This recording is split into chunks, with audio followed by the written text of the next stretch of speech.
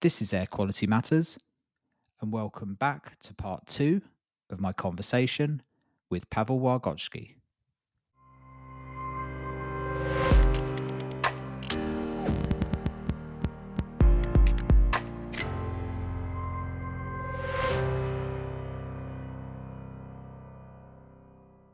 And I think the value of risk framing is that it identifies the gaps, and in the gaps lie the opportunity to frame the benefits. And Yes, that's where industry generally steps in and starts trying to sell stuff. But it has been very true for me, certainly through the pandemic, that risk has been a very useful tool for framing ventilation and air quality, because it doesn't have to operate in the world of absolutes. It can make a judgment call. People's tolerances of risks are different. Exactly. It has ways of managing risk without having to have all of the answers. The hierarchies of control have been around forever and are a very good way of managing risk in the built environment. But it's in those gaps that are identified through that process that those opportunities lie. And that's where we need to get better at building the business case, perhaps. And I think you and I have been around long enough to know that probably the solutions to all of this is going to be everything. It's not one thing or another. And while there's a lot of carrot opportunities out there, we also need the stick, and that's where standards come to bear. But standards have struggled with air quality, I think it's fair to say. They've tended to hold in the world of aerolic performance and ventilation performance and not stray too far into air quality, because there's been an uncertainty in drawing a line between air quality outcomes and health outcomes. But I think we're getting there. But we're seeing a lot of standards starting to pop up now that are thinking about air quality, whether it's LEED or WELL or BREEAM or RESET or air rated, or indeed TAIL. We're starting to try and frame air quality now within our built environment standards. I agree. Tell me a little bit about TAIL and where that project came from, because originally it was an academic project, I think, that developed into a standard, didn't it, really? Well, we hope it will develop into a standard, either TAIL or any sort of a similar metric or rating scheme that that can be developed, and the TAIL is a sort of a prototype of that. But coming back to your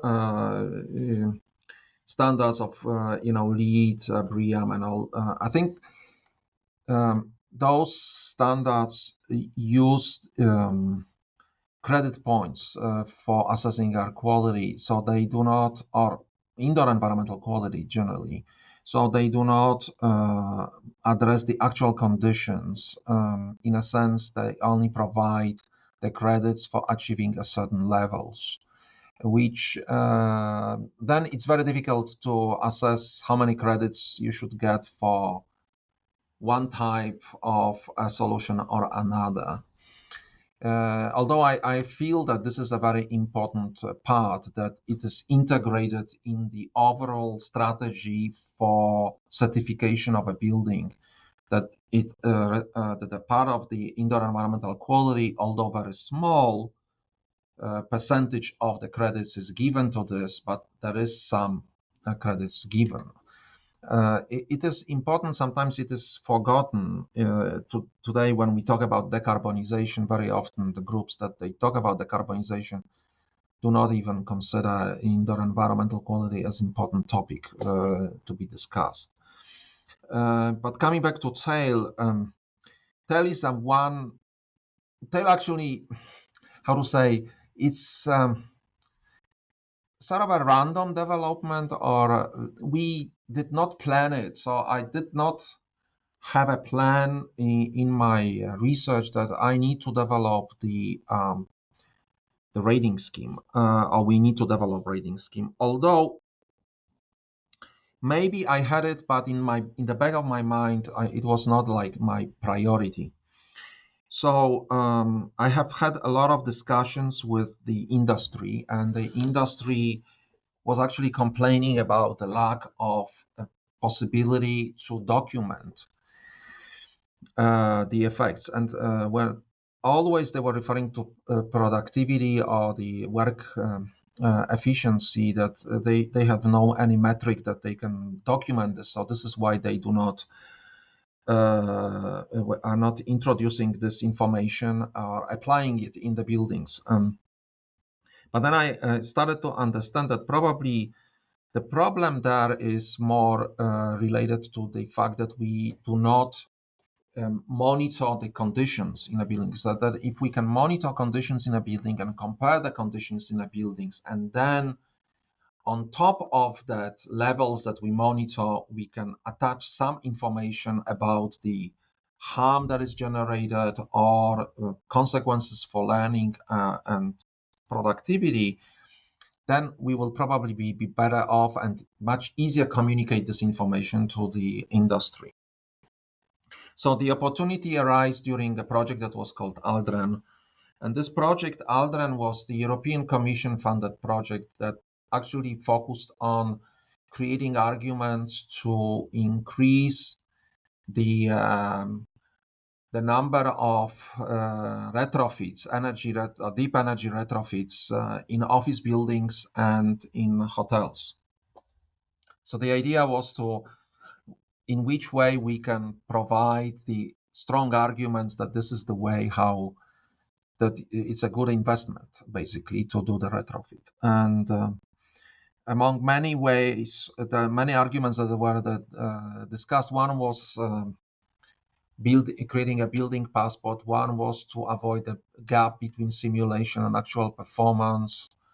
And then there was some sort of calibration or development of a standard simulation tool so that you can, with the simulation, compare the buildings across each other. There was the development of the methodology for the rating of indoor environmental quality. But it was not very well defined at that time. The idea was that according to the EPBD, which is Energy Performance of Building Directive, any energy retrofit should not generate the risk that for health and comfort for the building occupants, meaning that you should at least stay at the same level as you were before retrofit. And then once you document this, there was also another issue, was the economic benefit that is related to the retrofit from the energy saving, but also from improving indoor environmental quality. So what we did is we tried to scan the literature to identify some sort of measures of indoor environmental quality, or what are the measures that are used or recommended in different standards and certification tools. And we found out that basically there is no any standard. So different standards, different certification tools, and different groups that are making measurements of indoor environmental quality in buildings use different methods. And it's very difficult to compare across those measurements because, of course, there are some basic parameters which are the same, but they are different. So we were not able to sort of say, okay, if we refer to that standard, we could use this type of metric to measure indoor environmental quality, and we decided to develop our own rating scheme. And that happened basically overnight. I had a dream about Dale, to be honest. It happened like this, and then I presented it to my colleagues from France, and then we started to build on this idea of having 4 components of indoor environmental quality and have a very crude methodology in a sense that it can be applied in practice. So we didn't want to develop anything that is too sophisticated, so it would not be, it could not be applied. So if you have to, let's say, measure a pollutant with the sophisticated instrumentation, analytical instrumentation that will cost a lot of money. No one will basically apply that. But at the same time, we want to develop something that has some fundamentals, so it is reliable. And also, we did not want to develop our own reference exposure levels or reference levels. So what we wanted to do also, we wanted to refer to the existing standards and documents and guidelines. So in this way, we developed, tail, which has 4 components: thermal, and only temperature in it that refers to the standard. Then A, which is acoustic environment, again, only sound pressure level, to be debated whether this is a good, but it is in the standard, so we selected this one. And then I, which is indoor air quality, I come back to this, it's much more complicated. And L, which is luminous environment, the visual environment. And here we wanted to address 2 aspects. Is a daylight, which is very much debated, and we have methods to simulate daylight factor, and then overall illuminance level. And then I, which is indoor air quality, and here we had a lot of troubles because this is basically CO2 and ventilation rate. Ventilation rate difficult to measure, but it's in the standards, so we had to put it in. And CO2 also does not actually provide information about the overall pollution in a building, but it is measured and referred to, so we included it. And then we included other parameters which are on WHO list and extended it with mold, which because of the hotel issue are sort of a residential. And then we also, and I think that's all. And I think we covered very well and selected only few pollutants, not all of them. So we wanted to represent the pollution that is, or the pollutants that may come from outside, and then the pollutants that are have indoor sources. So we have formaldehyde, we have benzene. We have a new tail for schools that has not been yet. We did not publish yet the paper, where we have also NO2, and we also have a reverberation time in acoustic parameter. But nevertheless, so we wanted to represent the exposures or the pollutants that have indoor sources and outdoor sources, to extend this information that it's not only CO2 that is sort of a marker of all the types of pollutants, but also that we have ingredients that are coming from outside and from inside, other pollutants. So one important topic about tail is, and there's a lot of the debate about this, is that we do not compromise on any of those pollutants. So if any of those pollutants is of any of those parameters is the lowest class, the overall indoor environmental quality is considered as the lowest class. So the idea here is that we do not weigh the components against each other to say, in many other systems, there is a weighting method that is proposed. Usually it is equal weighting. So you would say 25% to T, 25% to A, 25% to I, and 25% to L. In our approach, we don't want any of those parameters to be compromised, in a sense that because we don't know their combined effect. We can come back and discuss combined effects here, but so because we don't know, so better not to compromise any of those. It's similar to what is done with the ambient pollution, some of the ambient pollution metrics, and water, where the quality of water is determined by the pollutant with the highest concentration, right? Not average of the pollutants that are monitored in the water. So we wanted to use the same approach here. To steal a term from some of the other standards, that there are some preconditions baked into that means that if you don't hit it, if you're above a certain threshold, you get a 0 score, a low score, regardless of what the others are. It's not a Right. combination of all of them, because otherwise you'll end up with a TVOC effect, won't you? You could have a relatively decent score, but a very high level of one pollutant and none of the others, and still have a high risk. So you do need to countenance that with, look, if you're above this Right. threshold, that's it. It's a poor score. Do you apply any of that logic to any of the other parameters in T and A and L? Are there certain thresholds that if you go, I'm trying to think, Right. thermal comfort, if it's We don't below have a 16 threshold degrees? as Yeah. such, Yeah. because I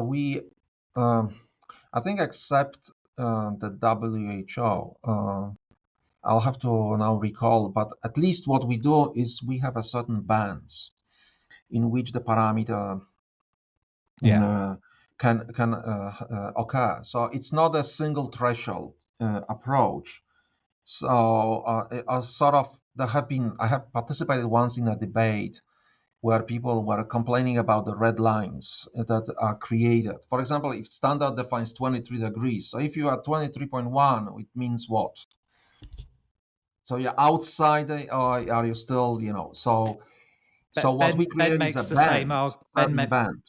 Ben makes the same argument with the harm indexes, is that a threshold is useful, but it doesn't tell you what happens if you're 10% above it or 10% below it. It doesn't give you Exactly. a weighting of any description. It's quite binary, and similar with what you're saying there. Right. I mean, so we have a certain band, and if you are in this band, you will still, meet the requirements, and then you will stay in that class. So we don't have single thresholds here, which also we need to be reasonable. There are no instruments that, will be having that accuracy, So we need to allow for the certain, and no one will die if it's 23.1, here. So we have to be reasonable. So we also accommodate this. We provide information on how to perform the measurements and so on and so on. So we develop a sort of a system for rating the indoor environmental quality. It's pretty simple. It is based on what the evidence that is out there. So it is not something that, sort of we come up with some new information. What we did is we put together all the information that is there and we put it in certain framework, in a sense. And it seems like many people like it because of many reasons. I don't know why, but maybe this is one of the reasons that is actually something that has been already in use, but put in a certain, frame that can provide information. Tail was introduced during pandemic in 2020, so many people didn't know about this, and now it is coming through. More and more groups are getting to know it. We try to develop the sensor for Tail, a sort of a set of sensors, and if we have it, we will make it public so anyone can build the sensor for themselves. There are other risks related to that. We haven't discussed this about the sensors, is the cross calibration of sensors, something that the issue that has to be very strongly addressed. The fact that you have the same sensor even from the same producer may not mean that the sensor is measuring the same thing. So you need to have some sort of form of cross calibration. Some sort of a meter, standard meter like we had in the past, right, in France, that we can compare against. But we want to make it accessible in a sense. So we don't want the Tail to be sort of exclusive solution for the exclusive club. And this is not the criticism of certification schemes and other standards that are available, but we want Tail to become, fairly inexpensive method of monitoring the indoor environmental quality. And our interest is that we start to develop a sort of a benchmark against which we can compare the different environments, because this benchmark is a limiting lack of this benchmark is a limiting factor of developing the solutions, or maybe looking at the already existing solutions which perform very good. So this is also the area that we have not been discussing. And coming back to that risk reduction, is we are been always focusing on buildings that underperform rather than focusing on buildings that perform very well. What is it that caused that those buildings are performing very well compared to the other buildings? And that's the value of some of these standards, is that you're going for a job interview and one of them's a platinum, a LEED well building, Exactly. and the other one isn't. Which one are you going to go for a job in? Like, it's that competitiveness of the market that is one of the carrots that I think we can use to push this. I agree. I agree. And then it can also be introduced, even as a carrot when you talk about the residential environments. So you were looking for a business case. They can create actually a business case. We are considering how we can put a harm or put somehow put some economic value on those different levels that were defined in tail.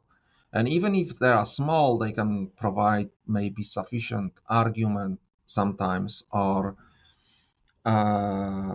incentive for making a decision to improve the environment. Yeah, no, I agree. I think the risk, and to play devil's advocate at the moment, is that there are so many organizations in this space at the moment. We've just seen LEED version 5, I think it is, come out, that's now got more of a focus on air quality. Well, is making very good inroads into real estate, but they're just releasing a residential standard which will score individual properties. It's a once-off test, which will provide that competition. Look, I'm in a house with a 76 score and you're only 45 next door. Why is that? Well, because I've got the cooker hood extractor and you haven't, kind of thing. Exactly. So there's a lot of those kind of standards, and then we have others like Reset and Air Rated and a whole bunch of them. The risk is there's a lot of noise. While you need competition, you could also create uncertainty with that as well, of what is the right standard. You're right, and it's an interesting difference, I think, between tail with the likes of well and LEED. While there are certain preconditions you have to hit, they're very limited. That they'll only generally deal with not smoking and some basic air quality parameters. But beyond that, they're not. You don't really get a score per se for the air quality of that building. The building as a whole is achieving a certain standard. So that there isn't a lot of stuff out there that says actually this is here's a number on it that you can actually lead to. It's not necessarily a threshold and a standard, but at least a target. Say, look, I want this building to be at least a 75 or a 42 or whatever good looks like. We're not really doing that very well.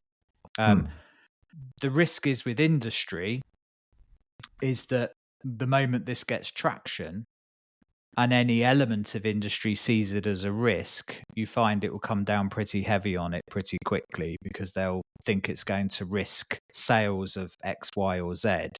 And we've seen that with the latest recast of EPBD being watered down and watered down and watered down and watered down, and we know where that's coming from. But that is some. I don't know whether has it been published already. I think it went through the trifecta, whatever it's called, and has been published. I think indoor environmental quality was kept because it was fairly generic, but they didn't focus on indoor air quality very much. There's some concerns over controls. In non-residential setting, controls are generally managed by the controls industry. which is fair enough, the Schneiders, the Johnson Controls of this world. Right. But in the residential sector, control of air quality is generally managed by the ventilation industry. And I Right. know there's been some concern that they haven't separated residential from commercial, and it means that there isn't a clear home for the control of air quality in the residential sector, because Schneider isn't going to be controlling the residential sector's buildings, whereas they will the Deloitte's headquarters building in Frankfurt, right. say. But I have seen the approved version, or the one that is voted on.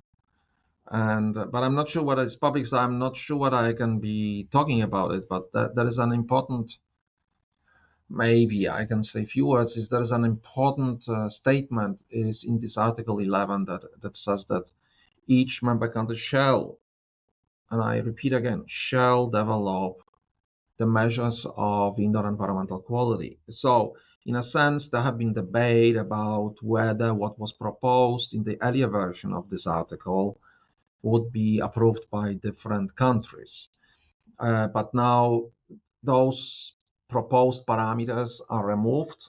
All of them are basically, there's none of them is mentioned, but there is this an important statement that some ways of monitoring indoor environmental quality shall be developed, means that they must be developed, right? So there is that disadvantage that different countries will develop different ways, different methods. And again, it will create, the situation that you cannot compare. And but maybe in the, the global economy that we have, in the end, there will be a similar way. EPBD did not want to take responsibility for this, I think. So probably what they are saying is they call for establishing a different committees to discuss that, how to do it. And one way of doing it is basically to look what is out there and maybe adapt it. One way of doing it is maybe to pick up TAIL or any other scheme or framework that can fit in or build on this. So what I'm trying to say is TAIL can be a sort of a fundament. And then if you have TAIL in any measurement or any metric that you develop, then you will be able to compare, at least on that set of parameters. If you want to add more parameters, add them. Maybe they should be even a reduced TAIL. I mean, who knows? But at least we need to have a certain core of parameters that we agree on, because that will allow us to, again, I repeat it over and over again, but we really need to somehow create benchmarks. And the best example for me is iPhone or any other smartphone. That they basically develop from year to year with the new model, but the development of the new model is based on the information that was collected for the previous model. So what are the needs, what are the preferences, which parts do not work, which work. And we don't have that in the built environment. We don't have that metric or that methodology, actually. You can't manage what you don't measure. It comes back to that every time. Exactly. Where can people find TAIL if they want to go? Well, I'll put a link actually in the podcast for people to go to. It's an open access article. Together with this, we developed so-called Predict TAIL, because after we developed TAIL, people were complaining, what about the designers if they want to achieve a certain level of TAIL and the building is under retrofit or is being built, so what they should do. So we sort of developed the methodology on how to predict with the simulation tools what the level of TAIL could be in a building, or what decisions that you take during design process, how they will affect the components of TAIL. It's probably more like this. The actual TAIL has to be measured in the actual building. So it is a methodology of, navigating your decisions. So certain decision may have an effect on energy, and then maybe they will reduce significantly energy, but they will affect some components of tail. So then you can basically value them against, or weigh them against each other. Brilliant. We'll leave EPBD behind because I think that's one for the beginning of a podcast rather than the end of a podcast. I'd love to hear a little bit about DTU, Paweł, because, I mean, any ventilation paper that you seem to care to look up will either have you or one of your colleagues cited on it, it seemed. I was very lucky to be given a tour around your facilities there last year, and it's an amazing place, from aircraft fuselages to atmospheric chambers dating back to before I was born.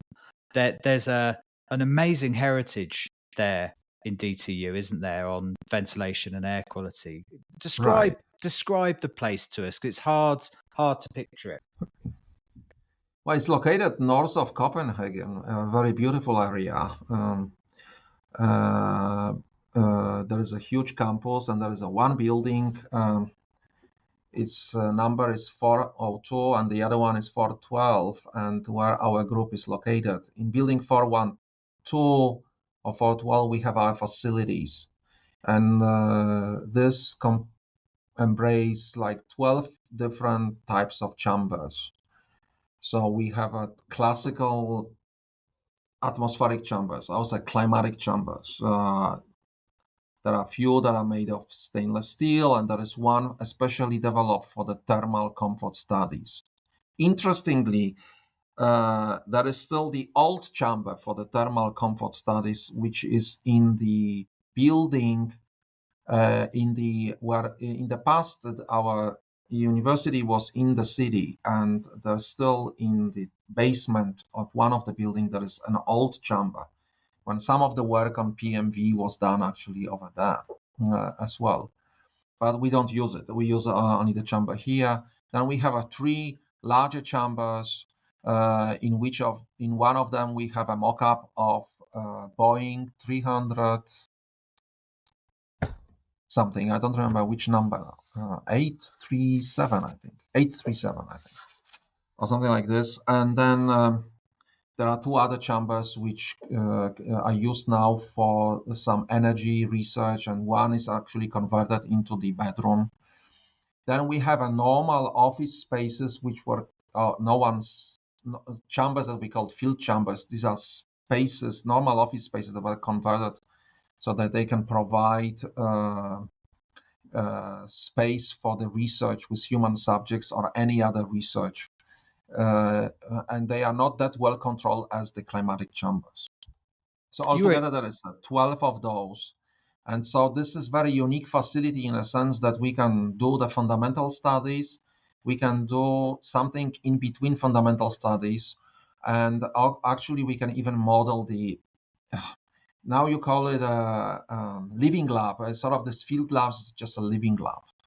And then, of course, we can do the measurements also in our offices. That would be the classical living lab. But we know too much about this, so it's better not to involve us in those experiments. So this is what we have. Then we have instrumentation that support the measurements, and we have collaboration with other groups that would provide necessary instrumentation to us. For example, we don't have very sophisticated instrumentation for the chemical measurements, but we have collaboration with other groups that can provide that measurement. And they are interested to come because of the facility, basically, because we can perform the measurements in parallel in different chambers. So this is very unique.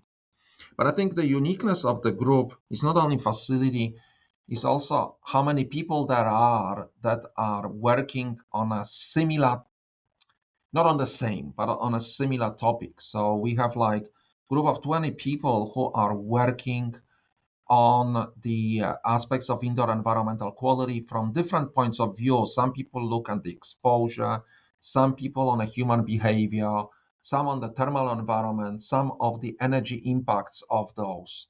Some people are working on fundamental research, physiological responses, and so on and so on. So we can provide wide spectrum of the results that and also we can learn from each other. So in many groups, there are maybe 1 or 2 people or 3 people that at the maximum that work on this topic. Here we have the big group that can do, and also we have a lot of guests coming in, so they would like to be a part of this and participate in this research. So this is the advantage. I think the huge advantage is that we are so many people working on that topic, so we are not isolated. So I'm not isolated in my office doing my research only on indoor environmental quality. Next door, there's another person also working on indoor environmental quality. And down the corridor, there's also someone. So that is the advantage of that. And this is why it has been built over many, many years, starting with the lab, doing mostly the work on thermal environment, then developing into air quality. And in 98, we got substantial funding from Research Council that allowed us to sort of develop a school of indoor environmental quality. And we are still, fortunately, are able to do it and generate sufficient funding to support our activities. Most of our activities are from external funding. So we, except for the salary to some of our employees, basically and of course the contribution to the facilities. So running facilities cost the energy and so on and so on, and then they are in the building. So, but except for that, we bring all the research funding from outside, not from the university. Does Denmark have a building research organization similar to the CSTB and the BRE in the UK, or does that tend to come out of the academic institutions now? We used to have, and then there was a reform maybe 10 years ago or something like this, where those research institutions were integrated into the universities. So most of them, they are part of the university, and we had a building research institute called SBI in the past, similar to building research establishment in UK and CSTB in France and so on and so on. But now it's a part of the Aalborg University, or that group is a part of the Aalborg University. So we don't have as such, but we have within the universities, this research is covered. And also they still perform substantial amount of work for the government. So that there are some sort of projects that are offered by the government for them to perform. And how did you end up in DTU? You're now a professor at DTU. Congratulations. Thank you. What was your journey into indoor air quality? How did you find yourself where you are? Those who are not who are on LinkedIn can read about this long journey. It's a very short description of that. All of it happened by accident. So I am a graduate of the Warsaw University of Technology. And actually, interestingly, my master thesis was on heating. It was not on air quality. At that time, I was not at all interested in air quality or indoor environmental quality as a whole, because now this is the area which I am stepping in, and I start to appreciate how important the other domains are. But not now. I have appreciated them all the time, but I didn't have opportunity to examine that or study that. So, and interestingly, the topic of my master thesis was we were developing the heating system integrated with the extract ventilation, and we used the heat from the air that was extracted to heat the domestic hot water. It was in the 90s, and at that time it was very modern. Later on in Denmark, I don't know whether other countries they maybe still use, but in Denmark it was very popular basically to use domestic heat water by reusing the energy from the extract air in dwellings. So, and I came to Denmark for a short stay as a student. and I met fungi at that time. And then when I started to work at the Warsaw University of Technology, I applied for additional fund for extra scholarship to come back to Denmark because I liked the area or the discipline. Fungi introduced to me sensory ratings of air quality. We were actually working on a project in which we looked at the fragrances and how they affect whether we can mask the bad odors with fragrances, basically. And just the outcome explain. was we could not. So basically, people prefer clean air from more than fragrance added air. But anyway, and then I come back in '93 for a 4 months period, and which was extended. I was invited to participate in the project developing actually standard atmosphere representing the air that is in the buildings. We were not able to develop that, but we were working on it. And then I applied for a PhD. I got a PhD, and at the end of the PhD, our International Center of Indoor Environment was formed, and I got the offer to continue the work here. So, I mean, I did not plan it from the start. In fact, my parents played a very important role because when I came as a student to Denmark, I was applying to go to UK, and then I got the offer to come to Denmark. And at that time, I didn't know much about Denmark, to be honest. I'm sorry to say that for those who from Denmark who are listening to our podcast, is that basically I did not know much about Denmark. But my parents convinced me to go, and then I met fungi. My most important research during my PhD was done actually outside the period of my PhD, when fungi asked me, why don't you do an additional experiment? And then it turned out to be the most important experiment. So all of it happened by accident in a sense, but it is a nice flow, and I'm very happy that it happened. And for those who don't know who Fenger was, he was one of the pioneers really in the indoor environment, wasn't he? Yes, exactly. Yeah. And what kind of stuff are you working on now? What are the projects that are pushing your buttons and getting you excited? So of course, TAIL is, we don't have we have some small funding now for TAIL further development.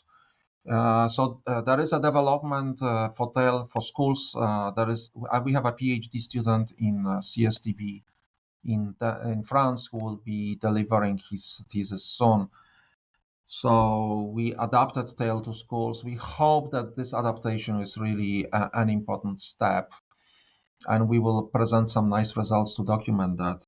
And then in TAIL, we also try to develop the sensor for TAIL, or TAIL meter in a sense, and then try to put some economic value on those different levels as well.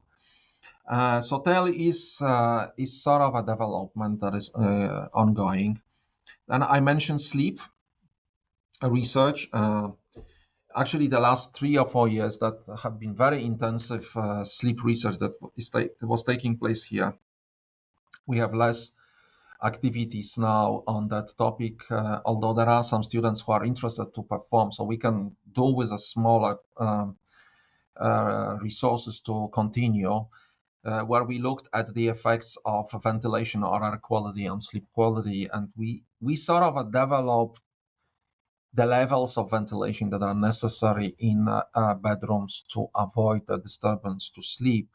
We don't know the physiological consequences of that, but we think that is probably this is where we should be. Now we want to further advance this and look at the aspects of overheating because the climate change. There is a lot of research on sleep and thermal environment. We want to figure out how we can, where the limits are. So what would be the sort of a threshold temperature in bedroom to avoid sleep disturbance, because we can adapt, of course, with our clothing and, of course, a duvet and bed linen.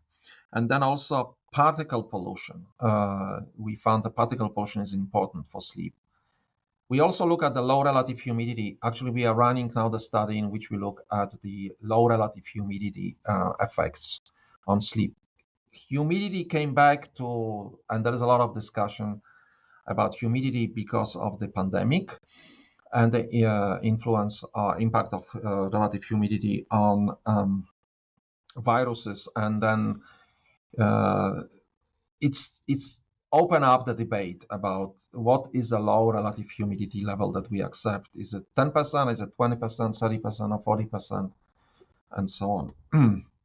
So this is the sleep quality research. Then we start the important research, I think, that has not so much research on this, is the interactions of different parameters in indoor environments. So again, we never exposed indoors to only light or only noise or only elevated temperatures, for example, or only, pollution. We are exposed to the mixture of all of those parameters. So we need to understand how they act on each other and how they, in those different combinations, how they influence our responses. And we have two students which will look at this aspect.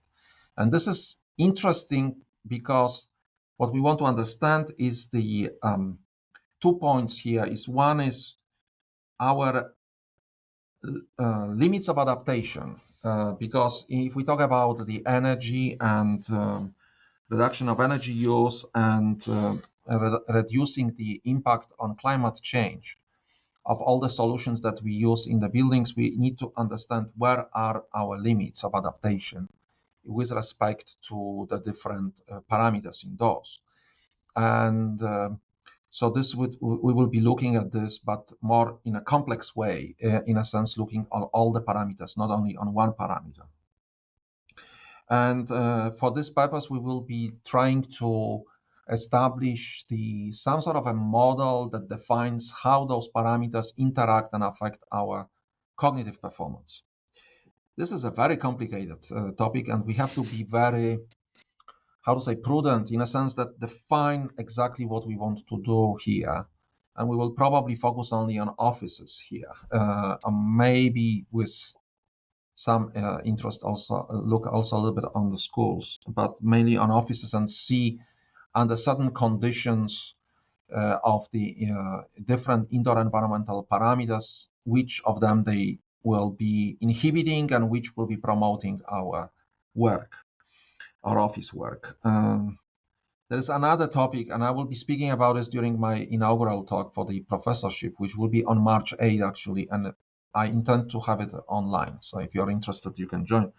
Is what measures of cognitive performance we should use now with the prevalent use of artificial intelligence. So what is it? What kind of skills that we should be looking at? So this is another topic that we will be considering here.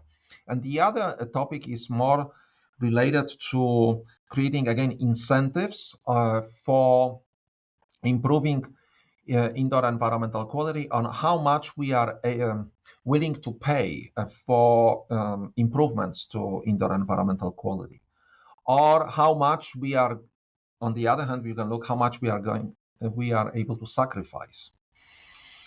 So in a sense, so it's looking from two different situations. So if we want to create indoor environmental quality which is optimum or the best for us, how much we can pay for it. So are we will be, like for the utilities, for the electricity and for the energy, we pay. So now, what about if we want to create the optimal thermal environment? So how much we can actually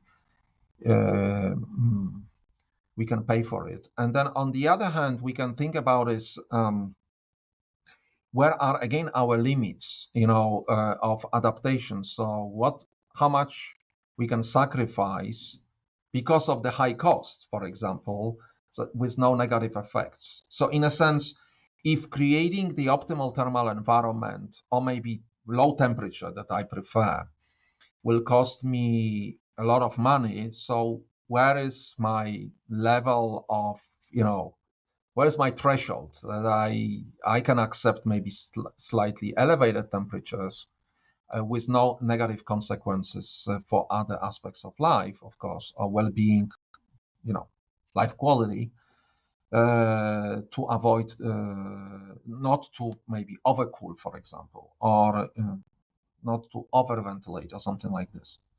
So this is another area that we will be looking at. It sounds like DTU is one to watch then over the next few years. There's going to be an awful lot coming out as ever. Paweł, that's been fascinating couple of hours with you as ever. Thanks thank you so much for your time. Thank you. I look forward to catching up with you soon, and I'll be sure to log into the inauguration, and that sounds like a fascinating talk also.